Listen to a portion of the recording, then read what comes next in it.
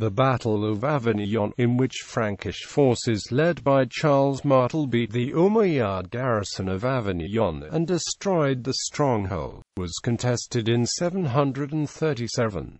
Contemporary view. Arabs had occupied the city of Avignon in 734, after it had been surrendered to Yusuf ibn Abd al-Rahman al-Fihri, Umayyad governor of Narbonne, by Duke Maurontus of Provence. According to the continuations of Fredegar, Maurontus probably invited Yusuf into the city after forming an alliance with him against Martel. The Chronicle of Moissac confirms that Yusuf's forces moved peacefully from Arab-held Septimania into Provence and entered Avignon without a fight. In reaction, Martel sent his brother Duke Childebrand south in 736, accompanied by fellow dukes and counts. Childebrand laid siege to Avignon and held the field until his brother was ready to storm the city. Martel's forces used rope ladders and battering rams to attack the walls of Avignon, which was burned to the ground following its capture. The army then crossed the Rhône River into Septimania in order to lay siege to Narbonne. This battle was part of the campaigns of 736 to 737, during which Charles Martel for the second time kept invading Muslim armies from Al-Andalus,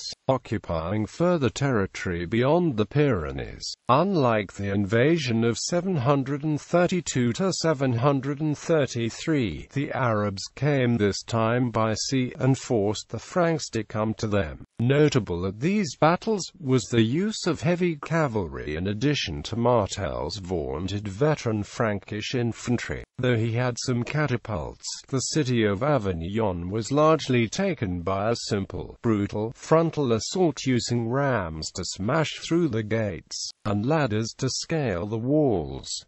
Modern critical viewpoints. Anthony Santosarosso, an expert in the Dark Ages and medieval Europe, has argued that these events were as important macro-historically as Martel's victory at the Battle of Tours. The campaigns, which ended with the complete destruction of a large Arab force attempting to relieve Narbonne at the Battle of the River Bear in 737, crushed any hope of expansion, while the Umayyad Caliphate was still united. Prior to the Battle of the Sab, at which the Umayyads were defeated by their Abbasid rivals. In Paul Foraker's account, however, both the extent and the importance of Martel's victories are said to have been greatly exaggerated by Paul the Deacon in the continuations of Fredegar, in which Martel came to be depicted as the progenitor of later Frankish success and the Franks as God's people. Other historians point to Charles' interests in the region, who in 736 had just occupied the Lyonnais and the Middle Rhône, and may have seen his newly conquered Burgundy in danger. At any rate, it seems apparent that the local magnates of Provence, ruling semi-autonomously, saw the impending danger coming from the north, and may have in turn called in the Muslim forces from bordering Septimania.